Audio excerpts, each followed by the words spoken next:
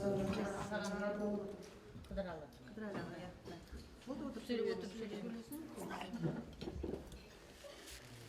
бірінші ассалаумағалейкум деп қоямын бәрі алған сіздерге жақсы күн беріп жатқан игілік істерін алла тағала көп сауап берсін. Böyle razı etmek değil. O dünyayı korkutun diyenler, yakınlar. Kabirleri, Cuma'nın başlarından olsun. Kabirlerin Kur'an'ın nurundan olsun. Allah'tan rahim, Peygamberden şefaat olsun. Soğuşların, kömürlerin, жақсылықтан арталған ұрпақтар сіздерге нәсіп етсін.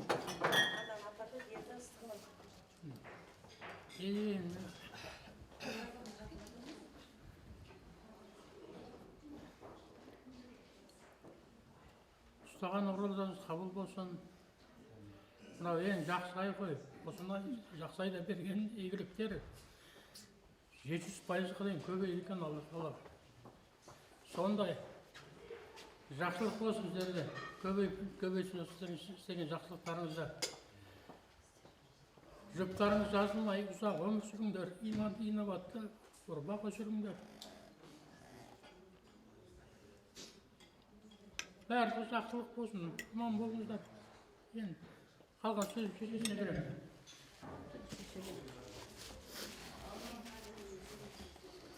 Енді балаларымыз деп айтсақ болады. Тарихтарында біздің балаларымызбен бірге жолдас болып жүргеннен класстас болғаннан кейін балаларымызсыңдар, сендер де біздің осындай біздің сендер сияқты балаларымыз барына мыңдағы шүкір деп айтамыз. Қуаныштымыз міне. Әйтпесе сендер ертең вечер жасап кетсеңдер ешкім ештеңе демейді. Қазіргі кездесуде бірінші вечерден бастап әйтеуір көпке солай жасайды ғой. Мына жаңа апайларың да айтып кетті. Мынандай мен де мысалы бірінші рет естіп отырмын осындай жол достарыңды еске алып, ас беріп жатқандарың көп рахмет. Алла риза болсын сендерге. Бала шағаларың, отбасыларың баршаға тек қана жақсылық болсын, қуаныш болсын. Осы тек қана осы жақсы өмір сүріп, осы балаларыңның қызықтарын көріп, мына апайлар да келіп отыр. Сіздерге де тек қана жақсылық тілеймін. Аман болайық бәріміз де. Қазақстанымыз, осы еліміз, жұртымыз бәрі аман есен болып, осы тек қана Алла риза болсын енді барлықтарыңызға.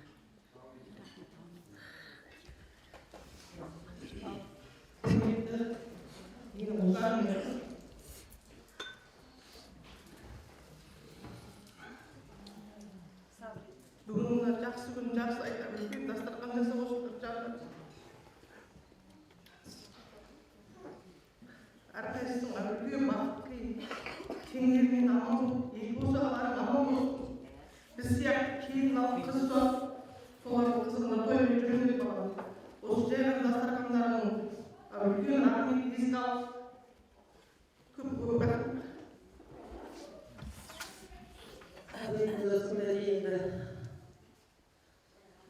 Айтар сөз шіркін жүрек дегенде қаржылапты барлығын десек те енді тірі адам тіршілігін істейді, өмір жалғасады дегенде.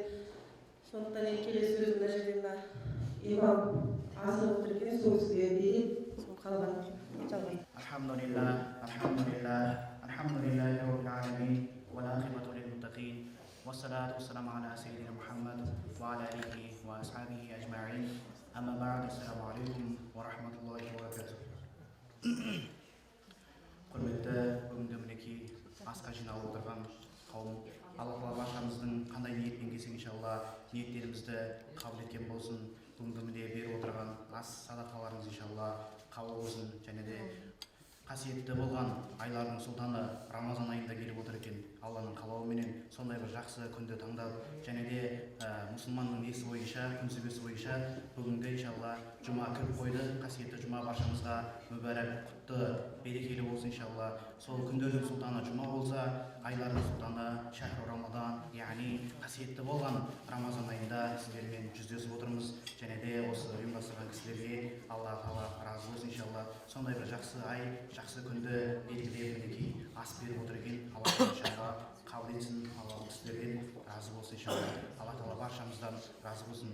Қасиетті Рамазан айында ұстаған оразаларымыз, қылған құлшылық ғибадаттарымыз тілеген дұға тілектеріміз, істеген жақсы амалдарымыз иншалла, берген пітір садақаларымыз, хайри садақаларымыз, жақсы істеген хайри ихсан яғни жұмыстарымыз, яғни алла тағала біздердің қабыл етсін иншалла. Аллаға астан алып жеп отырыңыздар. Жаңадан бері естіп отырмыз, апаларымыз, аталарымыз кереметтей әңгімелерін айтып жатыр, кереметтей өсиеттерін айтып жатыр, кереметтей алғыстар білдіріп жатыр сіздерге. Иншалла біз де алғысымызды білдіреміз. Шын мәнінде апамыз айтып өткендей, мұндай біз көптеген асқа бардық, бірақ мұндай асқа келмеген едік. Бұл бірінші рет келіп отырмыз, бізде таңғалып қуанып отырған жағдайымыз бар.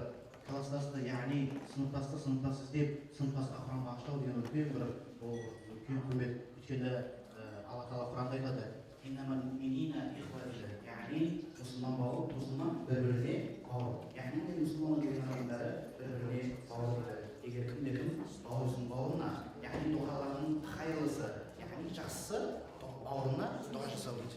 Яғни сондай бір жиналу, сондай ас беріп, бауырларына, дүниеден өткен бауырларына дұға жасау ол үлкен бір қайырлы дұғалардың қатарынан екен иншалла. Сол дұға тілектеріңіз қабыл болсын. Дүниеден өткен бағанағы атын атап айтып отырмыз, Құран бағыштап отырмыз. Сол кісілерге иншалла Алла тағаланың рахметін тілейміз. Иншалла мейірім шапағатымен жәннаттың бір бағынан бақша нәсіп етсін. Баршамыздың ұстаған оразаларымыз, құлшылық ғибадаттарымыз иншалла қабыл болсын. Шахр Рамадан деп айтып отырмыз.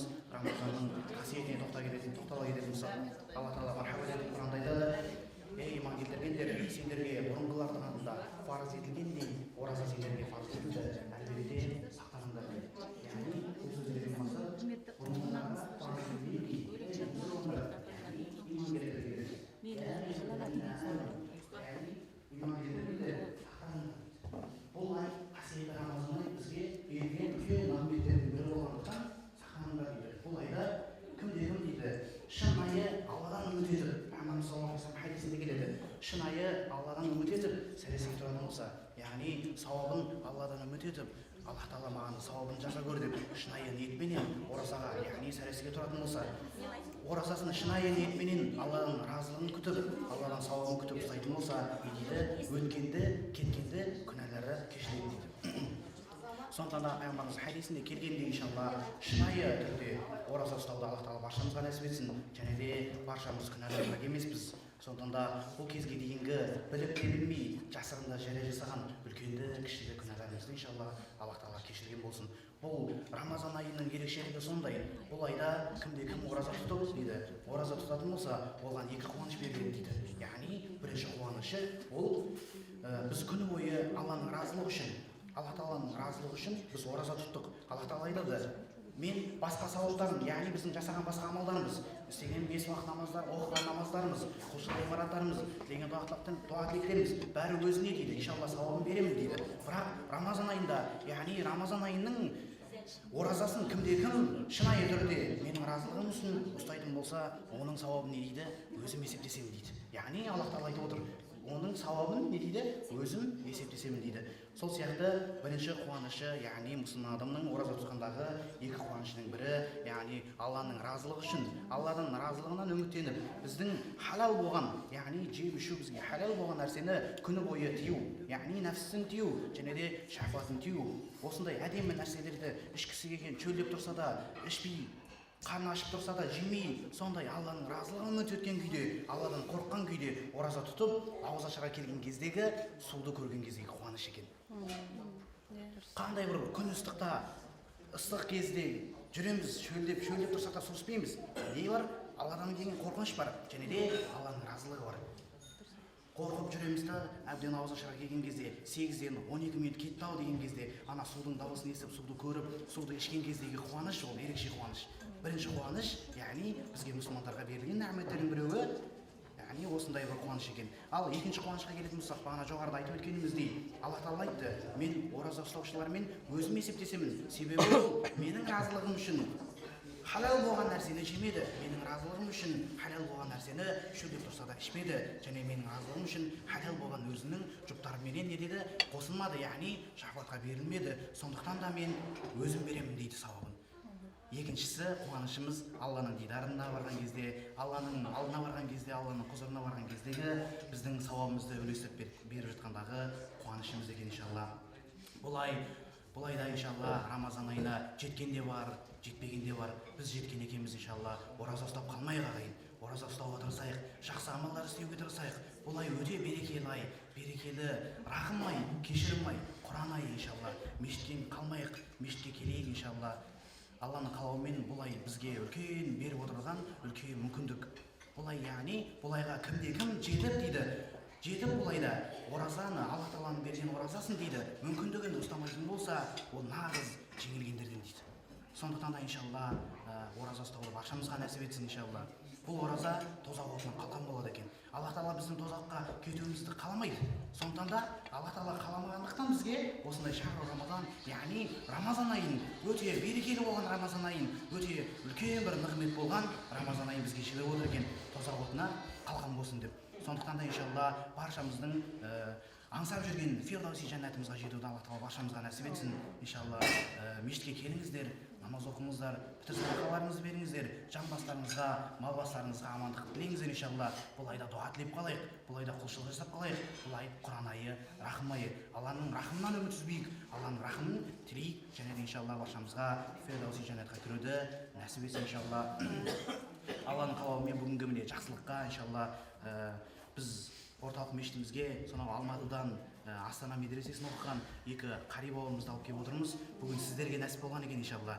Бұл қари бауырларымыз 30 пара Құранды толық жаттаған жігіттер. Яғни Құран кәрім кітап болатын болса, қасиетті кітап болатын болса, мына кісілер соны жаттап алған тірі Құран иншалла. Сондықтан да сол хафиз бауырларымыз, қари бауырларымыз келіп мінекей сіздердің дәмдеріңізден ауысып отыр. Атам қазақ айтады, өлі разы болмай, тірі байымайды дейді. Өлі қалай разы болады? Өлі ақша берсең алмайды, дүние берсең алмайды. Маған апамыз айтып өткендей, біз өлген кезде, яғни қабір басына барған кезде біздің дүниелеріміздің бәрі қалады екен дейді. Ол шындық. Біз мейлі 50 жыл жасайық, біз мейлі 80 жыл жасайық, біз мейлі 100 жыл жасайық. Біздің өлетініміз анық. Өйткені Алла Тағала Құран кәрімде мархабат етіп айтып қойды. Астағфирулла билла, бисмилла. Күллі нәфсин заиқатул маут дейді. Яғни әрбір жан иесі, әрбір нәпсі не дейді? Өлімнің дәмін татады дейді. Сондықтан да біз өлмей тұрып, біз яғни денсаулығымыз әлсіремей тұрып, денсаулығымыздың қадірін білейік, кәртеймей тұрып, жастығымыздың қадірін білейік. Уақытымыз өтпей тұрып, иншалла, уақытымыздың қадір қасиетіне жетейік. Бұл күн өтеді, бұл күн жалған, қамшының сағындай жалған дүниеде иншалла бұндай бір мүмкіндік берген екен. Рамазан айына аман есен жеткен екенбіз. Ораза ұстамай қалмайық. Иншалла баршамыз ораза ұстайық, құлшылық жасайық. Яғни Құран айы деп отырмыз. Біздің орталық мешітімізде қари бауырларымыз Құран кәрім түсіріп жатыр. Иншалла соған дайындық жасауымыз керек. Және де асығып баратырмыз. Тарауих деген намаз бар бізге міндет етілген иншалла. Соған бауырларымызбен кішкене асыңқырап жатырмыз. Алла разы болсын, сіздер бізді құрметтеп осындай астарыңызға шақырып отырсыздар.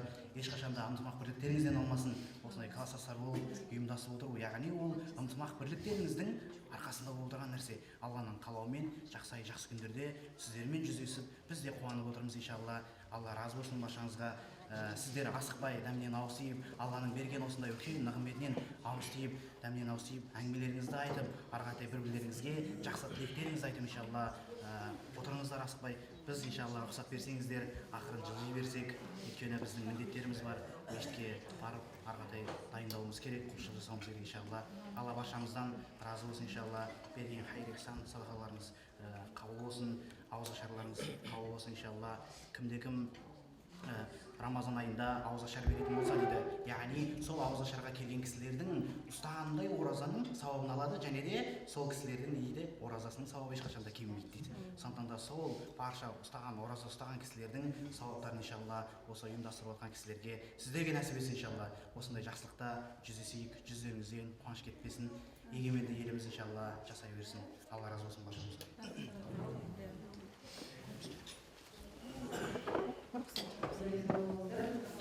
Енді келесі сөз кезегі кеше ғана 20 жыл өте шықты, бірақ кеше ғана бір жасқа жеткен жігіттер еді. Мектеп қабырғасын аяқтап әлі міне өмірге аяқ басамыз деп отырған кезде осы өмірден апайымыз Гүлжахан апайымыз әп-сәтте өмірден өте шықты. Сол хабарды естігенде бәріміз жаңағы абырсып, жаңағы бірден де жылап бәріміз есіміз шығып, сонда апайымыз выпускойда болмай ма деп бәріміз сол кезде бір баламыз ғой енді сонда бізбен бірге болмай ма көбісінің апайымыз болмай ма қайтеміз деп сөйтіп әлгі саз қалған едік. Сондықтан Гүлжахан апайымыздың жатқан жері торқа болып иман жолдас болсын. Ол кісінің артында мына жаңағы айтқандай ауылында бар болар дейді. Өзіміздің ағайымыз да, ұстазымыз да, Әлия ағайымыз, жеңешеміз, міне апайымыз ол кісі де Маржан апай келіп отыр. Сондықтан енді сөз кезегін сіздерге берсем бе деймін. Оразайларына ас беріп отырсыздар. Бәрі оңға алсын. Мына жиналысқа келушілер енді бәрі арасында келу бар екен, келмейді. Жиналысқа келеді шығар өзі. Сағаттан қабыл болсын. Өстіп, араласып, бірін сыйлап жүрген жеріңіз жақсы ғой.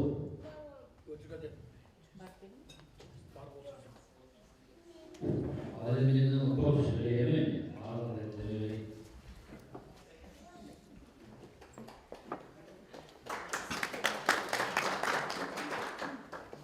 Ал енді құрметті көпшілік қауым, құрметті шәкірттер, құрметті ата-аналар, енді жаңа оқушылар айтып отыр ғой, жаңағы иман айтып кетті, өлі рас болмай тырбаймай деген. Енді маманың соңғы кенжесі десек те болады, сендер сөз кенжесі десек те болады. Осы Начальский мектебінде міне ұшырып қанаттарын бекітіп отырамын дегенде арамыздан меңдеген ауру алып кетті. Амал мен тағдырдың жазғанынан не шара. Сол кезде мен жас түскен келінмін. Мына отырғанымыздар бәрі мен жеңеше дейді. Өйткені жаңағы маманың талай жылдан Начальскийде істесе, мен сол Начальскийге жаңадан бір жыл екі жыл ғана болған мен сол мектепке келгеніме. Енді дейін артында қалған шәкірттер, сендер есімін өшірмей отырған сендерге рахмет. Көп нәрсе айтуға болады дейді, адам толғаннан енді барлығы шыны керек тыңда сайрап тұр. Сендерге разымыз. Апайларым бір аунап жаңа шығар, өткенде еске алу кешінде келіп кетті. Көп рахмет. Ең алдымен жас айда жасы жаңағы кезеңде осындай ауыз ашар, ас беріп осындар, апайларымды еске алып отырсыңдар. Алла разы болсын. Бұл кісіге жасаған жақсылықтарың Алладан қайтсын. Енді апайлардың көрінген жақсылықты сендер көріңдер. Бастарын қосылып, ынтымақты бірлікте болыңдар. Балаларының қызығын көріңдер. Апайларын жеткен арман мұратқа сендер жетіңдер. Енді біз не айтамыз? Біз алғыс айтамыз. Сіздерге пенденің алғысы не? Алла разы болсын. Рахмет қыздар жігіттер. Асқа жиналған оқушыларымыз, ата-аналарымыз, мұғалімдер, жаңағы барлықтары мынандай үлкен іс-шара, игі іс-шара ұйымдастырып жатқан осы түлектеріміз аман болсын, жаңағы барлығын іздеп тауып, жаңағы анау қолда болса да абайларымды іздеп тауып, бастауышта оқыған деп шынымен іздесе адам табады ғой бар жерін. Жаңағы осындай үлкен іс-шара іздеп, аяқтарынан толып іздеп тауып, осы ойлап жатқандардың өзі жаңағы әруақтардан бірінші жағынан шығады. Ас беріп, өздерінің жолдастарына еске алып жатырсыңдар. Олар да бір аунап түсіп жатқан шығар. Мына үлкен кісілер жаңа балаларына ойлап алып. Енді ол сендердің қастарында отырса да осы керемет не болатын еді деп, енді ол кісілерде жүректеріңіздегі ауырып нетіп жатыр. Ойлай бермеңіздер, барлығы жақсы адамдарды алады дейді ғой бір Алла. Сол сияқты жаңағы жатқан жерлері жайлы болсын, топырақтары торқа болсын.